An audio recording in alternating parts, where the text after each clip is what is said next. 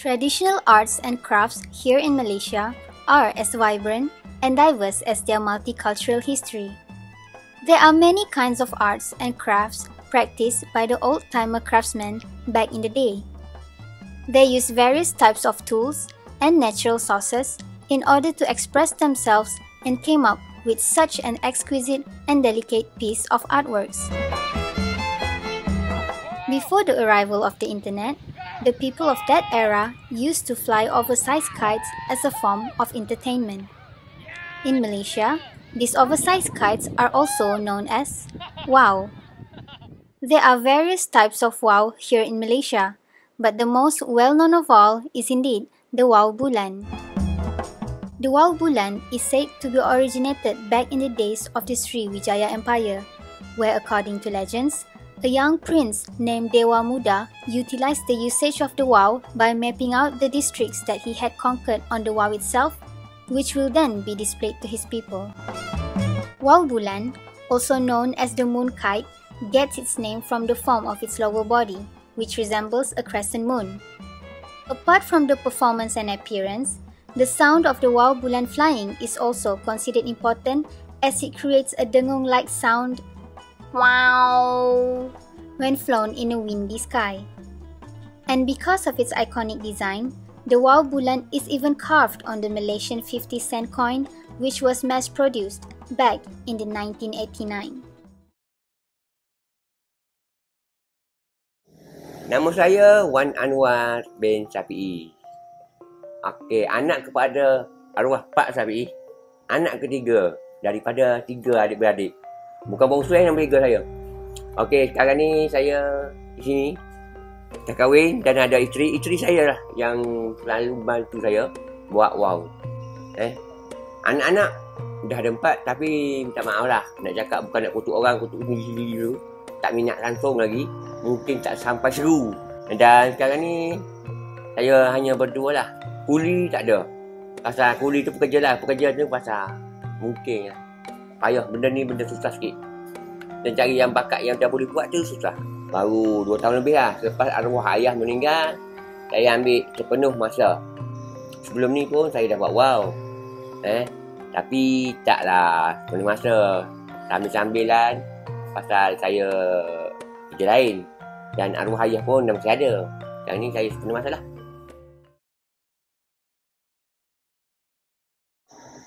Pernah membuat wow bekerjasama dengan Kraft Tangan Malaysia dan menyiapkan 5 buah wow saiz 20 kaki setiap satu di Pavilion KL untuk promosi Kraft Malaysia. Kalau orang jemput macam menjemput lah, menjayakan projek-projek saya pergi je.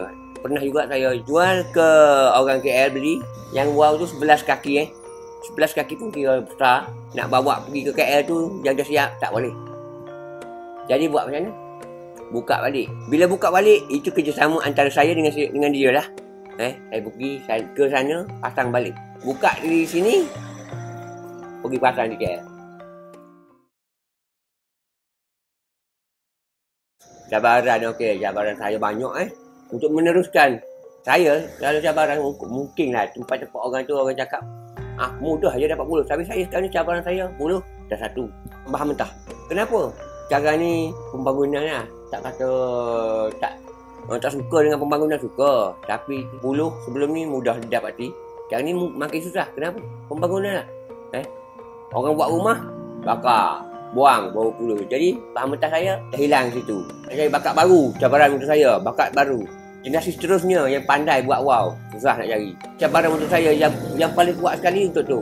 Kalau untuk siapkan wow, Mungkin rasanya dah boleh, tak ada masalah lah pasal dah pandai walaupun tak setaraf dengan arwah ayah Tapi untuk cari bakat baru tu yang susah. Cabaran yang paling getih lah, tak jumpa satu pun lagi.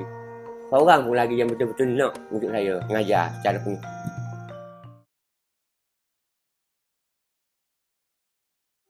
Pendedahan, yang pertama kali pendedahan secara langsung lah ataupun tak langsung, kadang-kadang kurang. Sekarang ni budak-budak kadang-kadang ada juga yang tak main wow dah. Mungkin pengaruh lah Nombor satu, pengaruh telefon Saya tak cakap orang lain, anak saya sendiri pun sama. Walaupun saya ni kalau kena taraf tinggi dah owner bos di sini, tapi isteri saya yang handle telefon. Saya takut bila main lalai. Sebab itulah saya cakap macam itulah. Antaranya sebab kurang pendedahan. Dalam buku teks pun budak sekolah ada gambar wow ke apa ke, tapi sekadar gambar je lah. Sepatutnya pihak sekolah ke kerajaan ke buatlah aktiviti melawat ke. Tak semestinya membuat tu, melawat tu, biar perkenalkan budaya dan warisan kita. Sepatutnya lah bagi saya, supaya tak pupuh.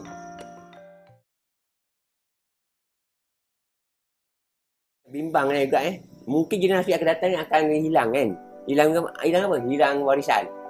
Mana dah tahu, tak sempat nak mengajar murid-murid ke siapa-siapa. Generasi akan datang akan tengok wow, mana wow dalam museum, dalam Google. Tak boleh dipegang lagi dah. Kerana apa? Kerana tak ada pendedahan secara langsung lah. Saya rasa sepatutnya lah macam wow. Untuk wow saya pakai contoh wow, pasal saya benda lain mungkin saya tak dalam sangat fikir. Lalu kan ada pertandingan juga. Pertandingan tu tak semestinya antar bangsa. Yang buat antara kampung ke ataupun dalam kampung tu je main, tapi janganlah berbayar, free. Nak menarik minat.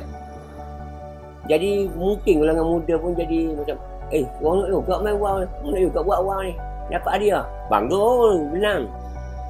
Harapan saya supaya generasi masa dapat wow ni takkan pupuh tak pupuh lagi. Dan saya nak generasi muda seperti graduan yang boleh membuat wow dari awal sampai akhir. Cikgu ke, doktor ke, peguam ke akan keluar negara, akan membagi tahu, menunjukkan warisan kita. Harapan saya gitu lah, nak cari orang-orang berpendidikan yang boleh buat wow. Kerana generasi itulah yang akan menentukan masa depan kita, warisan kita.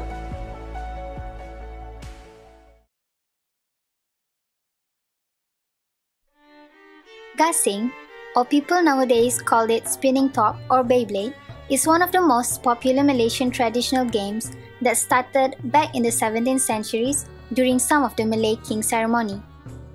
Gasing also have been played in countries all around the world such as Japan, Taiwan, China, and Vietnam for centuries.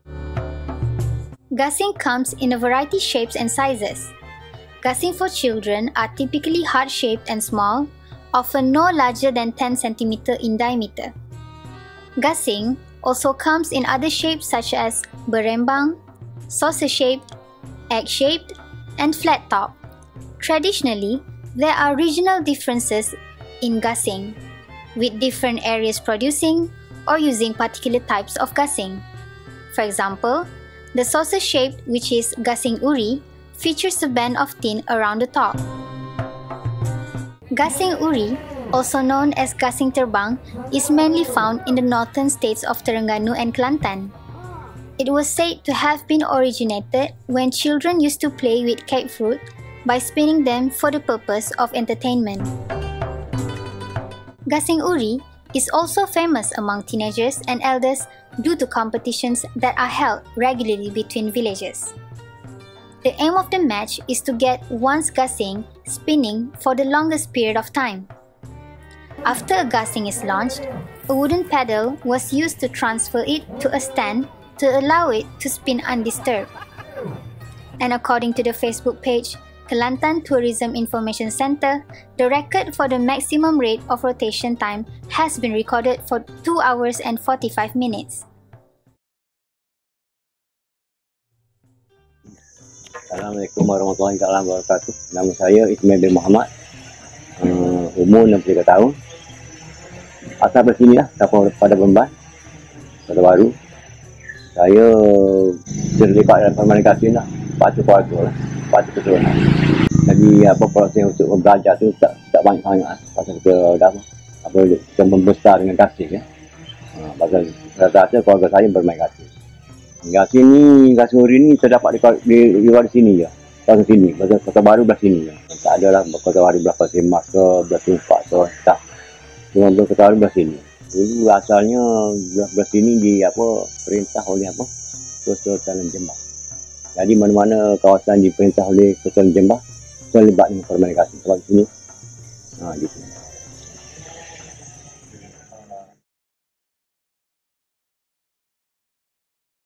Kasih uri ni dia banyak dia punya unit dia. Banyak cara dia kan. Tak sama. Kalau kasih lain kita pakai kayu semua. Tapi kasih ni dalam ni kayu. Lepas tu kepala dia ni kita pakai aluminium. Dapat ikan ni kita pakai tanduk kerbau.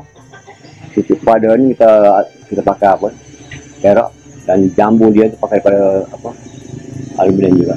Berat badan dia 4 kilo. Dan dia boleh berpusing selama 2 jam setengah hingga ke 2 jam 40. Berbanding kasih biasa tu, kasih pangkas tu tak sampai 2 minit pun akan mati. Mana kita rekod paling tinggi terbuat 2 jam 48.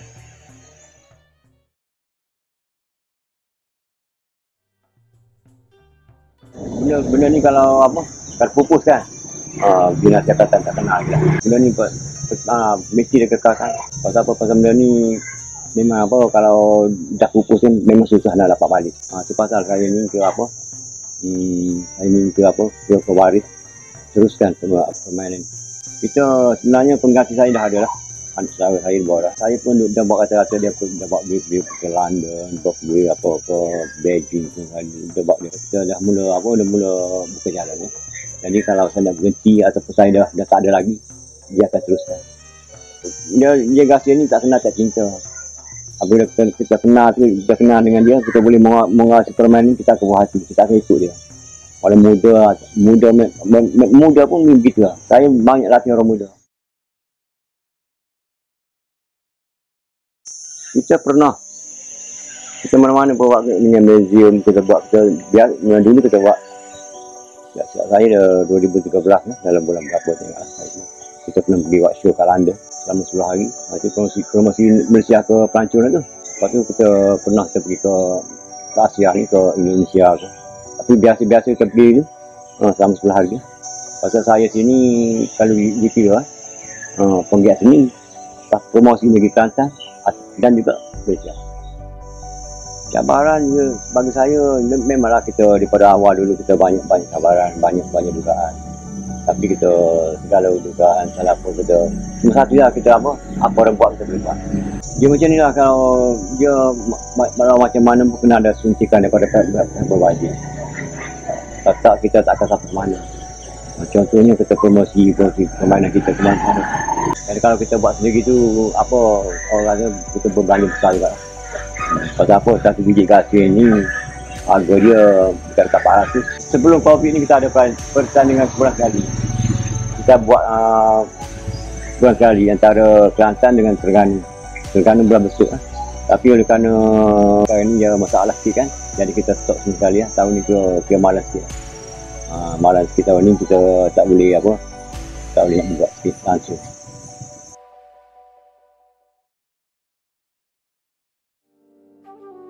Perak is a state located on the west coast of Peninsular Malaysia. It is also one of the states in Malaysia which some of the people are ethnically, culturally, and linguistically diverse by still practicing and preserving their traditional heritage. And located approximately 48 kilometers from Perak's capital city, Ipoh, is Kuala Kangsar, which has been the home for Perak's royal family since the 18th century. Kuala Kangsar, the place of some Malaysia's defining moments, is also the home for some of the country's traditional arts and crafts such as Labu Sayung pottery, keris making, golden thread weaving, and Perak tambourine, which also known as Rebana Perak. Rebana Perak is one of the commonly used traditional Malay instrument at celebratory ceremonies such as Malay weddings, berkhatan, akikah, piercing, as well as welcoming guests of honors and processions by the people of Perak. The name Rebana came from the Arabic word Rabbana, which translates our Lord. In addition, the songs played with the Rebana Perak are more Islamical related and divine, based on a combination of pottery and hadith or texts taken from the Maulud Shariful Anam book, which revolves around praises to Allah and the Messenger.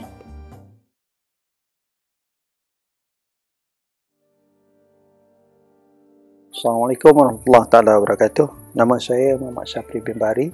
Saya berumur 66 tahun, dah berkahwin, 1 orang isteri dan 5 orang anak. Jadi latar belakang saya sebenarnya mengikut saya punya sejarah, memang orang tua saya minat tentang ahli muzik Rebana ni. Maka dari situlah berminat saya daripada umur 10 tahun sehingga kini saya masih berminat tentang Rebana Perak, dan saya juga mereka tentang pembuatan mesin, juga sebagai tenaga pengajar dari Jabatan Kebudayaan. Saya juga penceramah di luar sana, wakil kepada Jabatan Kraf dan Kebudayaan, semua jabatan seni tentang Rebana Perak.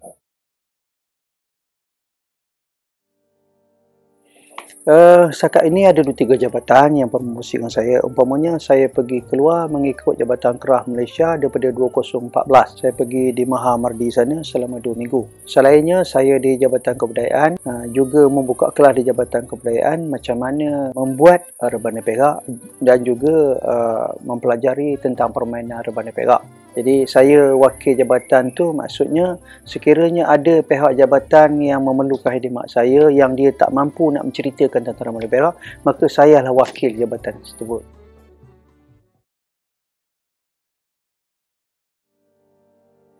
Setakat ini tak ada cabaran. Cuma masalah saya di Perak ni musim hujannya memang berlarutan. Sekiranya waktu saya nak buat persembahan tentang permainan, sekiranya berlaku cuaca tu mendung semacam masa, maka kita tak boleh pergi ke mana-mana.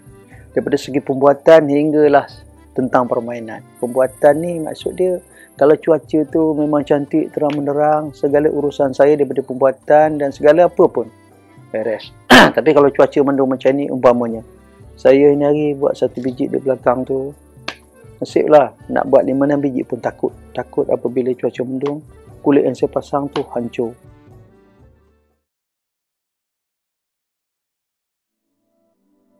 Pendapat saya sebenarnya, saya memang menggalakkan tenaga muda sekarang ni memang jumpa saya, belajar dengan saya segala pembuatan dan permainan. Saya tengok peminat pemuda zaman kini memang teramat-amat kurang tentang permainan Rebana Perak, sebab Rebana Perak ni lebih kepada bertepuk dalam berlagu menggunakan kitab-kitab berjanji. Umpamanya lagu yang dikeluarkan pun menggunakan lagu-lagu ketuhanan. Cuma masalah saya nampak pemuda-pemuda sekarang ni dia kurang kepada kitab-kitab tu. Maksudnya tulisan Jawi memang banyak yang gagal. Jadi walau bagaimanapun saya tetap mengadakan kelas, tetap menggunakan dalam bahasa Jawi juga, dan saya terjemahkan dalam bahasa Melayu agar dia orang lebih faham dan cepat belajar. Sehingga sekarang ni pun begitulah kaedah saya buat pembelajaran. Ada juga pihak-pihak universiti, pengajian tinggi yang datang mengantar peserta kursus dengan saya 2 hari 3 malam untuk menarik minat pelajar-pelajar. Itu langkah yang paling baik lah. Yang saya nampak lah, saya sekarang ni seminggu 2 kali saya membuka kelas. Saya sendiri promote tentang Rebana Perak, saya sendiri tentang buat persembahan supaya menarik minat-minat muda ni. Jadi saya memang mengharap supaya generasi muda yang sekarang ni boleh berjumpa saya melalui WhatsApp dan melalui nombor iaitu 019-317-0936. Sekiranya ada pemuda-pemuda, pemudi-pemudi, kakak-kakak, ibu-ibu, bapa-bapa yang berminat nak membelajar seni tentang pembuatan dan permainan Perak, saya mengalu-alukan. Itulah harapan saya.